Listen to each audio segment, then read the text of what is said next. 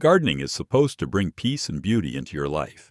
But did you know some common crops can actually put your health, and even your life, at risk? Many home gardeners unknowingly grow plants that are toxic, irritating, or even deadly if mishandled. So in this video, we'll go through 20 dangerous crops every home gardener should treat with great caution. Also, if you stick around with me until the end, I'll give you a bonus tip that will help keep your family and pets safe. So make sure to stick around until the end. The first plant you should be extremely cautious about growing is the castor bean. It's often admired for its large tropical-looking leaves and deep red color, which make it a striking ornamental addition to many gardens. However, behind that beauty lies one of the most toxic plants in the world. The seeds of the castor bean plant contain ricin, a highly poisonous compound that can cause severe illness or even death if ingested, even in tiny amounts. Many gardeners grow castor beans for their impressive foliage or to harvest castor oil, but it's easy to underestimate the risks. The seeds, which look harmless, can be mistaken for edible beans by children or pets. Even handling the plant without gloves can cause skin or eye irritation due to the sap. These dangers make castor beans one of the riskiest plants to include in a home garden, especially where families or animals play. If you already grow castor beans, there are ways to reduce the danger. Always wear gloves and long sleeves when handling the plant or collecting seeds. Dispose of any seeds, pods, or dead plant material in sealed bags rather than compost, where the toxins can linger. It's also wise to educate everyone in your household about the plant's toxicity so no one mistakes the seeds for something edible. Ideally, avoid growing castor beans altogether if your garden is accessible to children or pets. There are plenty of safer ornamental alternatives that provide similar bold, tropical foliage without the danger, such as red canna lilies or elephant ears. Castor beans might be beautiful, but their risks far outweigh their rewards for most home gardeners. In this case, choosing safety over aesthetics is the best gardening decision you can make. The next plant you should handle with real caution is rhubarb. Gardeners love it for those tart, ruby stalks that make fantastic pies and jams. The danger hides in the leaves. Rhubarb leaves contain high levels of oxalic acid and other compounds that can cause serious illness if eaten. Nausea, vomiting, kidney strain, and in extreme cases life-threatening complications are all possible. The risks in a home garden are straightforward. Children or pets may nibble the large, shiny leaves, assuming anything near the veggie patch is safe.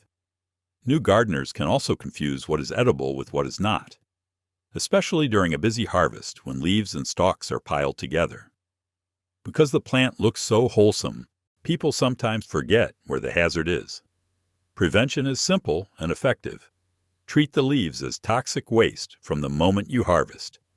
Cut them off outdoors, drop them directly into a container, and bag them tightly. Do not compost rhubarb leaves. Compost piles can be accessible to pets and wildlife, and you do not want those compounds circulating back into your garden area. Label the plant clearly so guests and helpers know that only the stalks are edible. If you have curious pets or small children, consider growing rhubarb inside a fenced bed or in a section of the garden they cannot reach. In the kitchen, keep a clean separation. Stalks on one side, leaves on the other, and dispose of the leaves immediately. Rinse the stalks well. Trim any remaining leaf bits, and store the edible stalks separately. If a stalk has turned floppy or discolored from sun exposure, trim generously. When in doubt, throw it out. Rhubarb can be perfectly safe and very rewarding when you follow a few clear rules. Enjoy the stalks, respect the leaves, and make sure everyone in the household knows the difference. That way you keep the flavor and lose the risk. Now, if you're finding this video helpful so far, I'd really appreciate it if you'd hit that like button and subscribe to the channel. It helps us reach more gardeners like yourself who would also appreciate being warned about these crops. And let's continue with the third crop you should be cautious about, that is the potato. And yes, I know this may come as a shocker, as it's one of the most common and beloved garden vegetables, but many people don't realize that parts of the potato plant are actually toxic. The danger comes from a compound called solanine, found in the leaves, stems, and especially in any tubers that turn green after exposure to sunlight. When potatoes are grown near the surface or stored in light, they can develop a greenish tint. That green color signals solanine buildup, which can cause nausea, headaches, and even neurological symptoms if eaten in large amounts. It doesn't take much to make you sick, and the risk is higher for children or pets who might nibble on freshly dug tubers or sprouts.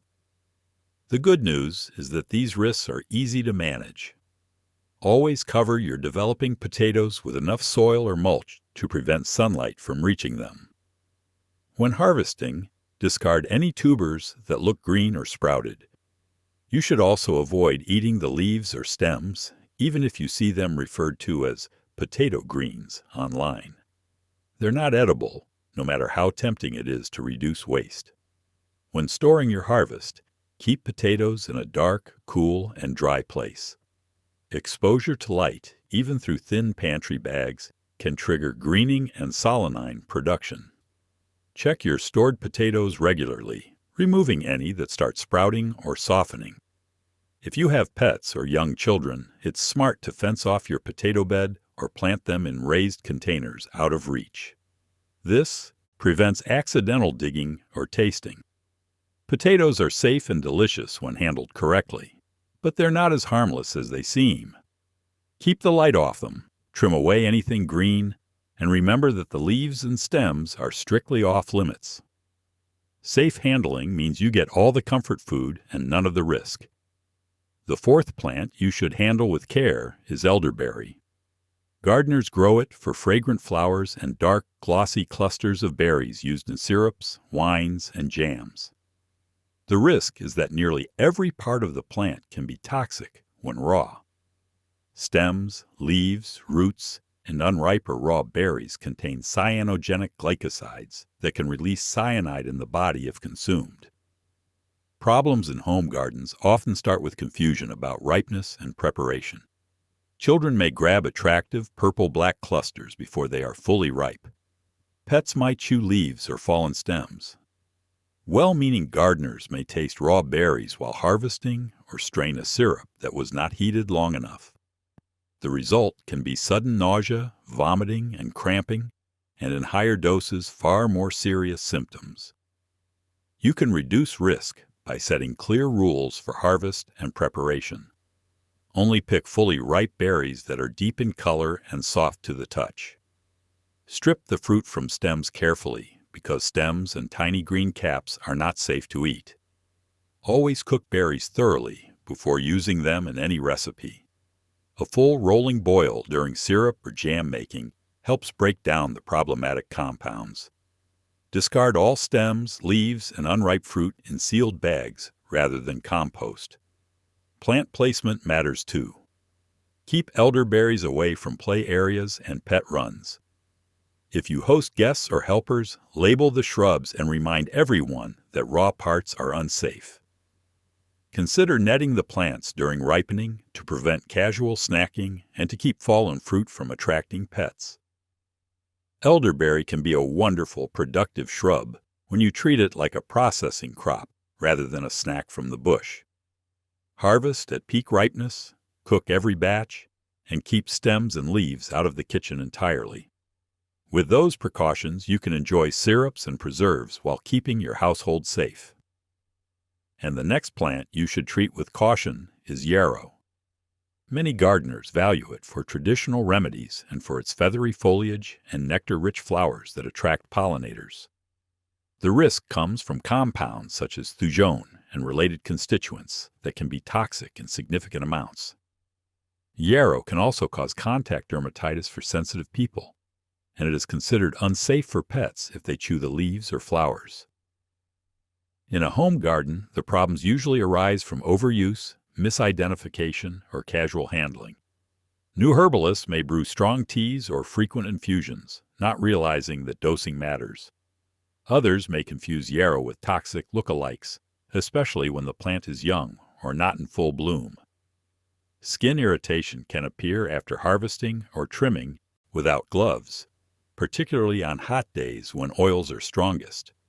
You can reduce these risks with a few simple habits. Use yarrow sparingly and avoid internal use unless you have guidance from a qualified professional. If you are growing it mainly for pollinators or ornament, post a small marker reminding helpers not to brew it. Wear gloves and long sleeves when cutting, and wash exposed skin after handling. Keep clumps away from play areas, pet paths, and beds for edible crops to avoid accidental mixing of cuttings. Correct identification is essential. Learn the leaf texture, the flat-topped clusters of small white or pastel flowers, and the distinct scent when a leaf is crushed. If you are not fully certain, do not harvest. Remove any volunteer plants that pop up among vegetables, since yarrow can self-seed and spread into places where you would rather keep only edibles. Yarrow can be a helpful and beautiful plant when you treat it with respect. Keep it labeled, handle it with protection, and do not treat strong teas as harmless. With sensible boundaries, you can enjoy its garden benefits without inviting unnecessary risk. The sixth plant you should treat with real caution is comfrey. Many gardeners grow it for salves and poultices and for its reputation as a dynamic accumulator that feeds compost piles. The problem is that comfrey contains pyrrolizidine alkaloids, compounds linked to liver damage when taken internally over time. Even topical use on broken skin may allow absorption, which is why many health authorities advise against internal consumption and urge care with external use. In a home garden, risks show up in two ways. First, enthusiastic DIY herbalists may brew comfrey teas or tinctures for internal use, not realizing the long-term danger. Second, comfrey spreads aggressively. A stray root fragment can resprout, and before long it is mixed into your edible beds. That increases the chance someone harvests the wrong leaves for tea, or adds comfrey trimmings where pets can chew them. Mitigation starts with boundaries and labels. Plant comfrey in a contained area or a large container so roots cannot wander into food beds. Use clear tags that state for external use only, and keep harvested leaves in sealed containers away from the kitchen. If you make salves, avoid applying them to broken skin and keep them away from children and pets. Wash hands after handling fresh leaves and wear gloves if you have sensitive skin. When feeding the garden, hot compost comfrey thoroughly and avoid using comfrey teas on edible leaves that will be eaten raw that day. If you no longer want comfrey, remove the crown and as many roots as possible. Then monitor the spot for resprouts. Repeated digging may be needed. Comfrey can be useful as a biomass plant and for carefully considered external preparations, but it is not a harmless herb. Treat it with respect, keep it contained and clearly labeled, and avoid internal use altogether. That approach lets you capture the benefits while minimizing the risks. The seventh crop you should approach with caution is the Lima bean. These beans are productive and tasty when prepared correctly, but the raw seeds of many varieties contain cyanogenic glycosides. When chewed or undercooked, those compounds can release hydrogen cyanide, which can cause nausea, headache, dizziness, and in severe cases dangerous poisoning. The risk is higher with older or certain traditional high cyanide cultivars, but even modern types are unsafe when raw. Home gardeners run into trouble in a few predictable ways. Kids or pets may snack on fresh pods right in the garden. Cooks in a hurry may saute soaked beans without a proper boil, or slow cook raw beans in a low-temperature device that never gets hot enough to neutralize the toxins. Dry beans stored in open containers can also tempt curious hands, leading to raw tasting. You can prevent most issues with a few simple steps. Treat all lima beans as inedible until fully cooked. Bring them to a vigorous boil for at least 10 minutes at the start of cooking, then finish until tender. If you use a slow cooker, pre-boil on the stove before transferring. Do not taste test a bean that is not fully cooked. Keep harvested pods and shelled beans out of reach of children and pets, and store dried beans in sealed containers with a clear label. When choosing varieties, look for modern selections marketed for home gardens from reputable seed companies. If you save seed, keep your labels accurate from year to year so you do not mix unknown varieties into your food supply. Discard any beans with mold, an off smell, or signs of pest damage. Lima beans are safe and delicious when handled properly, but they demand respect in the kitchen. Boil first, cook through, and keep raw beans away from curious tasters. Follow those rules and you can enjoy generous harvests without unnecessary risk. The next item you should treat with caution is apricot kernels. Apricot trees are wonderful backyard fruit producers, but the kernels inside the pits are not a snack. They contain amygdalin, which can break down into cyanide in the body when eaten. Small amounts can cause headache, nausea, dizziness, and confusion. Larger amounts can be far more dangerous, especially for children and pets whose bodies are more sensitive. Problems in home gardens usually start with curiosity or misinformation. After enjoying the fruit, it is tempting to crack the hard pit to see what is inside. Some online claims promote kernels as a health food or talk about so-called vitamin B17. Those claims are not supported by good evidence, and they ignore the real toxicity risk. Children may imitate adults, cracking pits like nuts, or pets may pick up discarded pits and chew them. The safest approach is simple. Do not eat apricot kernels. Focus on the delicious fruit and discard pits promptly and securely. Collect pits as you process fruit, place them in a sealed bag, and put that in the trash. Do not compost pits. A hot compost pile still will not neutralize intact kernels, and crushed pits can leave toxin residues you do not want in a vegetable bed. If you make jams, syrups, or dried fruit, keep the work area tidy so pits never mix with food scraps.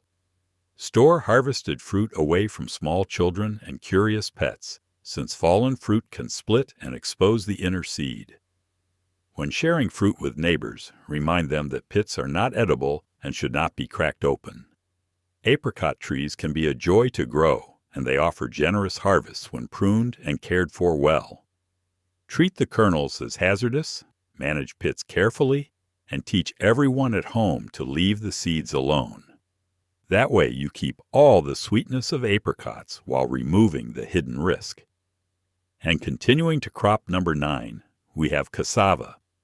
It is a staple in many tropical regions and can be very productive, but the raw roots and leaves contain cyanogenic glycosides. When chewed or improperly prepared, those compounds can release cyanide in the body. Symptoms can range from headache and dizziness to severe poisoning, especially in children. The risk is higher with so-called bitter varieties, but even sweet types are unsafe when raw. In home gardens, problems usually come from unfamiliarity with proper processing. New growers may treat cassava like a potato, slicing and pan-frying it without an initial boil. Others may nibble raw pieces during harvest to test texture. Leaves are sometimes used as greens in traditional cuisines, but they also require thorough cooking. Pets can dig up or chew stored roots, which is another hazard. Safe handling starts with the right steps in the kitchen. Peel roots thickly to remove the tough outer layer and pinkish peel where cyanogens are concentrated. Rinse the peeled roots, then either soak grated or sliced root in plenty of water or go straight to a vigorous boil. Maintain a rolling boil for at least 15 to 20 minutes, discard the cooking water, and continue cooking according to your recipe until fully tender. Do not taste test until the root is completely cooked. For leaves, discard stems, chop finely, and boil thoroughly before any further preparation. Choose reputable seed stock and, if possible, plant lower cyanide cultivars intended for fresh use. Label plants clearly so no one mistakes them for a raw snacking crop. Store harvested roots out of reach of children and pets, and do not dry or dehydrate raw cassava chips for later cooking unless you understand traditional methods like fermentation, which are designed to reduce cyanide. Cassava can feed a family well in the right climate, but it is not a casual crop. If you are new to it, consider learning hands-on from experienced growers or stick with familiar roots like potatoes and sweet potatoes. Respect the process, cook it thoroughly, and you can enjoy cassava safely. The 10th crop you should treat with caution is the red kidney bean. These beans are nutritious when fully cooked, but raw or undercooked red kidney beans contain a natural lectin called phytohemagglutinin that can cause severe digestive distress. Even a small handful of improperly cooked beans can trigger intense nausea, vomiting, and diarrhea within hours. Home gardeners often run into problems during the first steps of preparation. Soaked beans may look ready to simmer gently, but low heat does not neutralize the lectin.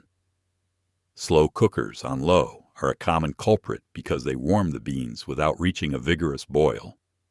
Tasting a bean early in cooking is another mistake, since the toxin is still present until the pot has boiled hard. Safe prep follows a simple sequence. Start by soaking dried red kidney beans in plenty of water, then discard the soaking water. Place the beans in fresh water and bring the pot to a full rolling boil for at least 10 minutes. That initial high heat step is essential. After the boil, continue cooking at a lower simmer until the beans are completely tender. If you prefer a slow cooker, do the 10-minute stovetop boil first, then transfer. Do not rely on a warm or low setting to make raw beans safe. In the garden and pantry, keep safety in mind. Store dried beans in sealed containers that are clearly labeled and keep them out of reach of children and pets. Do not snack on raw or barely cooked beans, and do not use soaking water in recipes. If a batch tastes off or you suspect it did not boil properly, discard it and start over. Food safety beats frugality. Red kidney beans can be a healthy, budget-friendly staple when handled correctly. Respect the high heat requirement, avoid low-temperature starts, and you will enjoy hearty meals without the unpleasant surprise of lectin poisoning. The 11th plant you should avoid in a home garden is nightshade, especially deadly nightshade and bittersweet nightshade. These ornamentals may have glossy leaves and attractive berries, but they contain potent alkaloids such as atropine, scopolamine, and solanine. Ingestion can cause dry mouth, dilated pupils, confusion, rapid heartbeat, hallucinations, and in severe cases, life-threatening poisoning. Pets and children are at particular risk because the shiny berries look like edible fruits. Confusion is common because the word nightshade also includes edible crops like tomatoes, peppers, eggplant, and potatoes. Those vegetables are safe when used correctly, but the ornamental or weedy nightshades are not. Deadly nightshade typically has bell-shaped, purple-tinted flowers and black berries. Bittersweet nightshade is a vining plant with purple star-shaped flowers and red berries that ripen from green to orange to bright red. Either can appear along fences, hedges, compost edges, or damp margins, and can slip into garden beds unnoticed. Handling requires care. Wear gloves and long sleeves when pulling or pruning these plants. Avoid touching your face and wash hands and tools thoroughly afterward. Do not burn prunings. Bag all plant parts, including roots and berries, and place them in household trash, not in compost. If berries have dropped, collect them carefully to prevent pets or wildlife from eating them and to reduce reseeding. Prevention is your best defense. Patrol garden edges a few times each season and remove seedlings early before roots establish. Teach family members that glossy black or bright red berries on unfamiliar plants are off limits. If you want dark, dramatic foliage without the risk, consider safe alternatives such as dark-leaved coleus, purple basil for sunny spots, or heuchera in shade. Nightshade has a long history in medicine under strict professional control, but it does not belong in a family garden. Skip planting it, remove wild volunteers quickly, and keep your landscape focused on ornamentals and edibles that offer beauty without the hidden danger. The next plant you should avoid in a home garden is Datura, sometimes called thorn apple or Jimson weed. It has striking trumpet-shaped flowers and spiky seed pods that look dramatic in a border. The problem is that every part of the plant contains powerful tropane alkaloids, including atropine and scopolamine. Ingestion can cause delirium, dangerous hallucinations, rapid heartbeat, overheating, and can be fatal. Children and pets are at particular risk because the pods and seeds are eye-catching. Trouble often starts with curiosity or confusion. Gardeners may save the unusual spiny pods for crafts, not realizing the seeds inside are highly toxic. Self-sown Datura can pop up in vegetable beds or along compost edges, where it might be mistaken for a harmless volunteer. Wear gloves and long sleeves when removing plants and avoid touching your face. Do not shake seed pods or allow seeds to scatter. Bag the entire plant, including roots, flowers, leaves, and pods, and place it in household trash. Do not compost or burn plant parts. Wash hands, tools, and clothing after the job. If you suspect seeds have spilled, water the area lightly to settle them and monitor for seedlings, pulling any that emerge promptly. Prevention is best. Patrol the garden a few times each season, especially after rains, to remove young volunteers before they set pods. If you want large, fragrant blooms in the evening, choose safer options like moonflower vine or nicotiana grown out of reach, and still keep them labeled to prevent casual nibbling. Keep it out of your planting plans, remove volunteers without delay, and reserve your space for ornamentals that deliver beauty without endangering the people and animals who share your yard. The 13th plant to be careful with is Foxglove. Its tall spires of bell-shaped blooms make it a cottage garden favorite, but every part of this plant contains cardiac glycosides, the same compounds used to make the prescription drug digitalis. Ingestion of even a small amount can cause nausea, vomiting, irregular heartbeat, or, in severe cases, cardiac arrest. That means the same beauty that draws pollinators can also pose serious risks if handled carelessly. The danger in home gardens usually comes from mistaken identity or curiosity. Foxglove leaves, especially when young, can resemble edible greens like comfrey or borage. A distracted gardener might grab the wrong bunch during harvest. Pets may also chew leaves or flowers, especially if the plants are near ground level or among other vegetation. Even handling foxglove can cause mild skin irritation in some people if sap contacts the skin. To reduce risk, clearly label any foxglove plants in your garden and keep them separate from edible crops. Do not plant them along paths where children or pets play. Always wear gloves when pruning, transplanting, or deadheading, and wash your hands afterward. When the plants finish flowering, remove the spent stalks carefully and dispose of them in sealed bags, not compost. The dried seed pods can shed easily, and you do not want self-sown seedlings popping up in food beds or animal enclosures. If you love foxglove for its vertical structure and color, there are safe alternatives like snapdragons or penstemon that mimic the shape and height without the danger.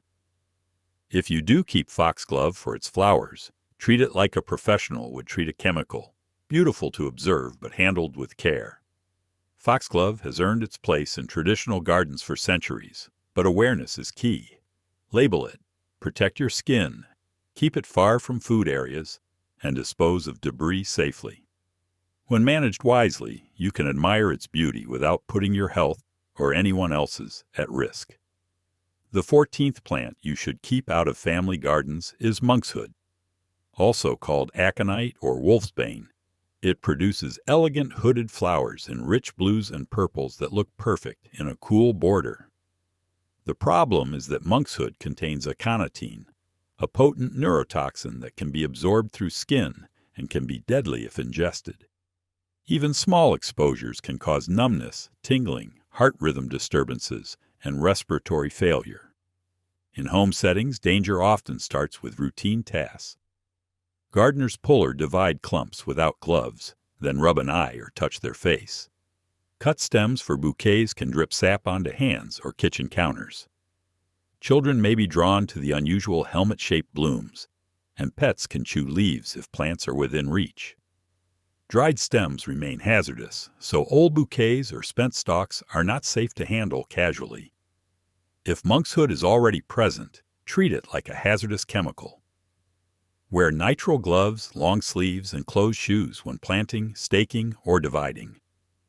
Avoid cuts and abrasions on hands and arms when working near the plant.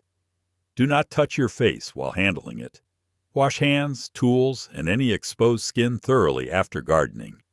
Never place monkshood in indoor arrangements where sap can contact dining surfaces. Do not compost trimmings. Bag and trash all debris. Placement and labeling matter.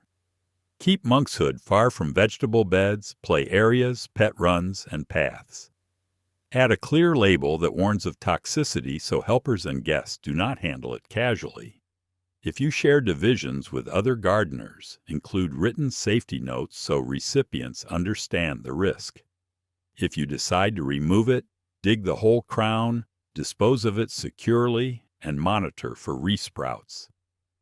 If you want cool-toned spires without the hazard, consider delphinium, larkspur, or veronica, and still handle with basic gloves.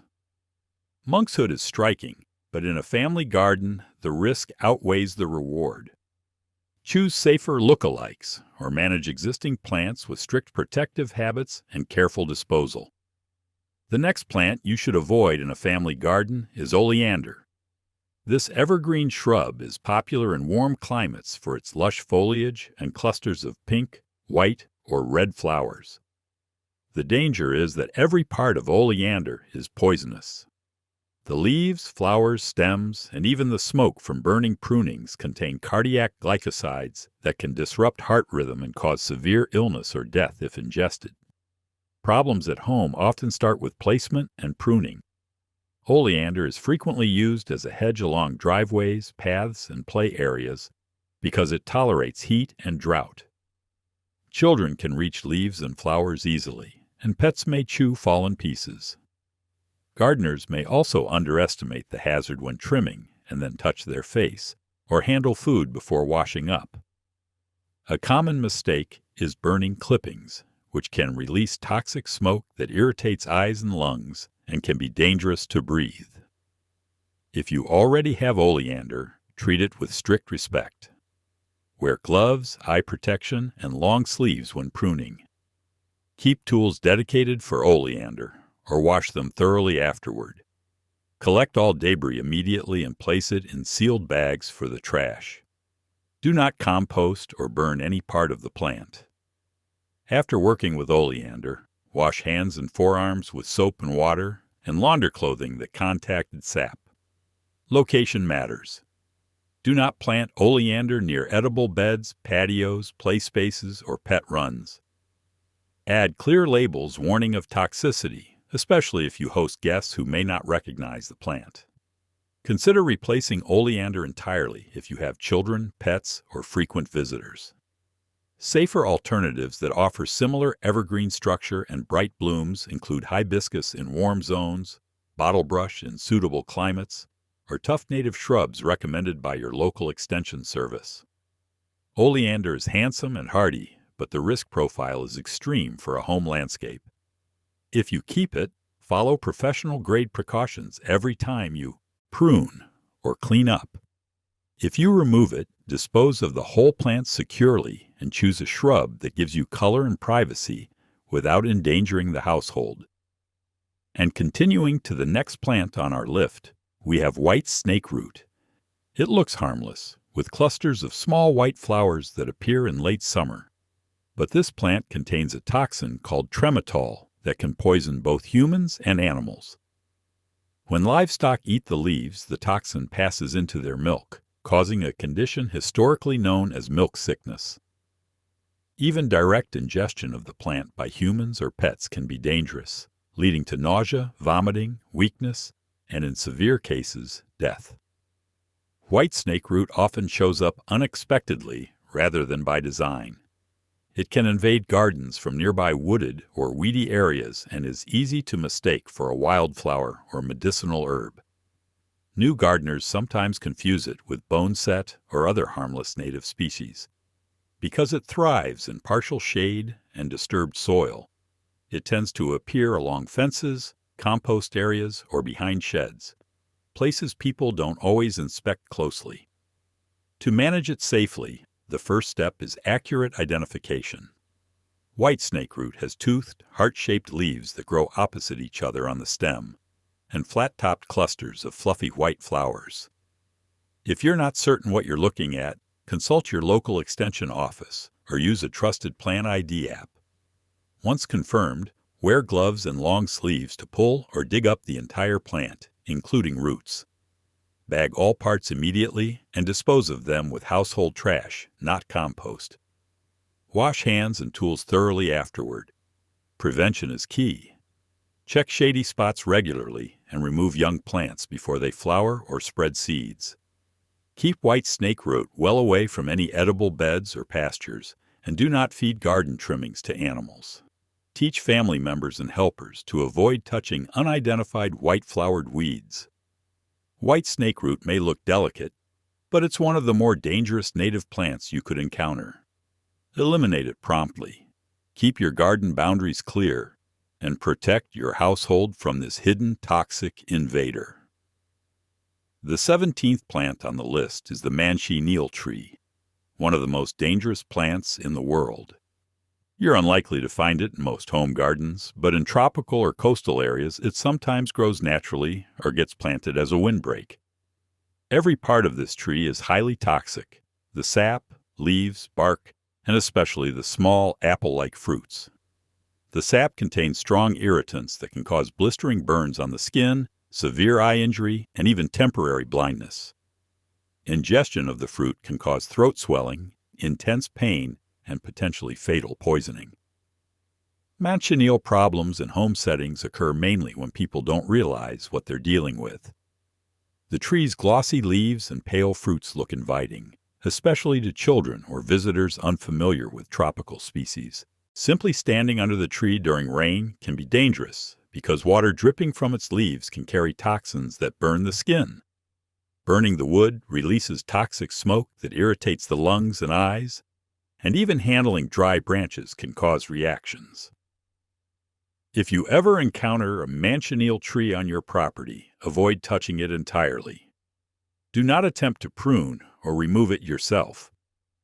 Contact local authorities or professionals trained in hazardous plant removal. If you must mark the area for safety, post clear warning signs or barrier tape to keep people and pets away. Never use the wood for fires or construction, and never allow fruit to remain where it can fall and attract curious hands or animals. Preventive awareness is your strongest protection. Learn to identify the tree: smooth gray bark, glossy oval leaves, and small greenish-yellow fruits that look like crab apples. If you live in tropical regions, ask your local extension office whether Manchineel grows nearby. This is one plant where admire from afar truly applies. Its dangers are extreme, and handling it incorrectly can cause serious harm. Keep it off your property entirely, and warn others if you ever spot one growing in your area. The 18th plant you should remove on site is water hemlock.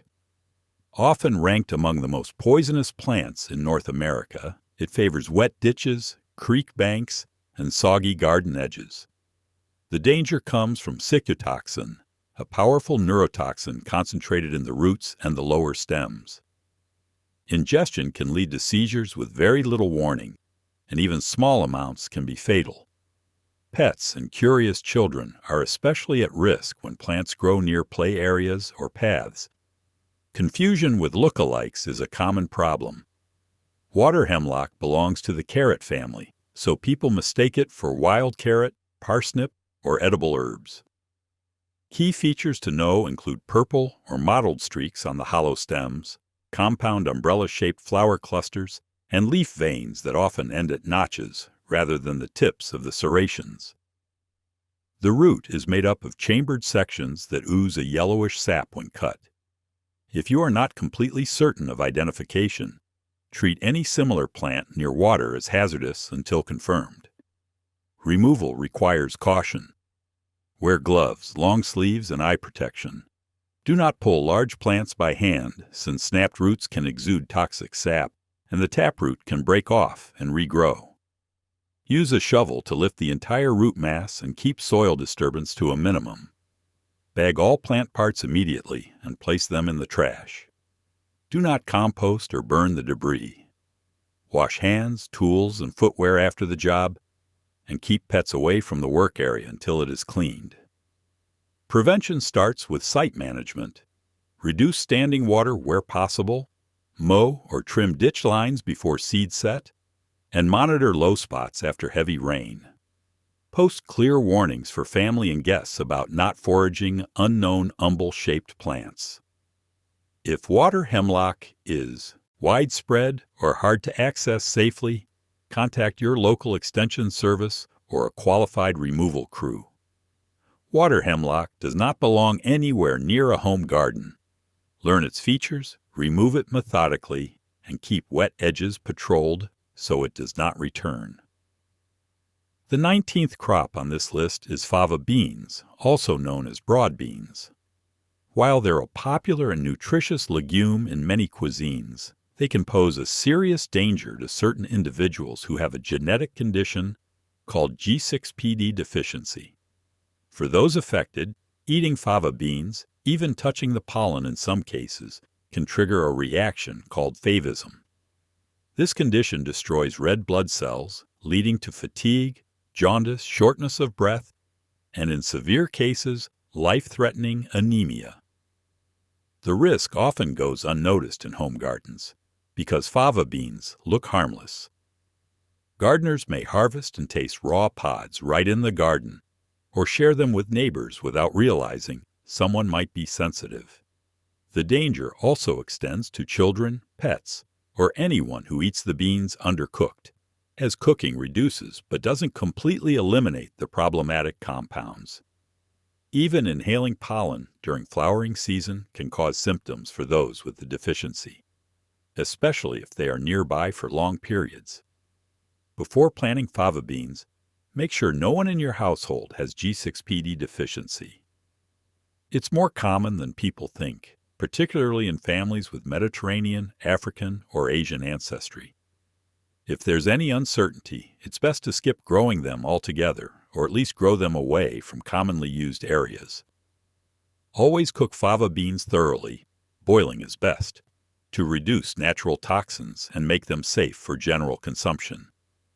When handling the plants, wear gloves and wash your hands afterward, especially during flowering or harvest. Keep pets away from pods and leaves, and never allow children to eat raw beans straight from the garden.